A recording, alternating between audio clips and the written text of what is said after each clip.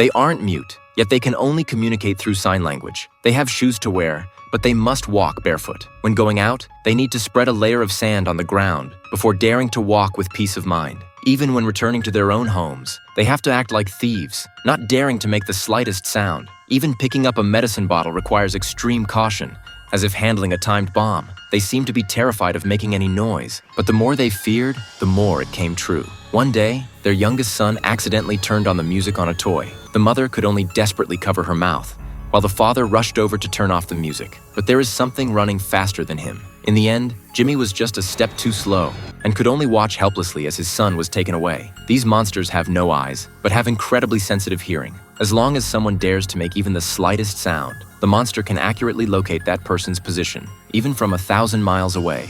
At this point, humans have been nearly driven to extinction by these monsters. The few survivors can only hide in basements, covering the walls with newspapers for soundproofing, and installing surveillance cameras on the ground, never able to let their guard down for a moment. But it was at this very moment that Lisa became pregnant again. Having just lost their youngest son, they didn't want any accidents to happen to the unborn child. They prepared an oxygen tank and a soundproof wooden box for the baby before birth, hoping to keep the monster from discovering it. However, they didn't expect the due date to come early.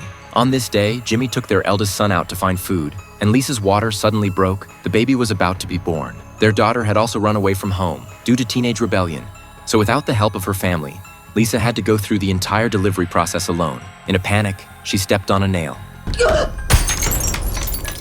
These sounds are bound to attract monsters. Lisa, enduring the pain, turned on the warning light outside the house, hoping her family would see it. But unexpectedly, the monster was already at the front door. She struggled to set an alarm to go off in 30 seconds and had to hide before it sounded. At this point, the monster had also entered the basement, only a meter away from Lisa. Another wave of abdominal pain intensified, and Lisa could only bite her wrist to ease the pain. Those 30 seconds felt like a century. Just as she was about to be discovered by the monster, the alarm finally went off, distracting it. Lisa took the opportunity to quickly leave the basement, but as soon as she reached the door, she stopped because there was another monster outside.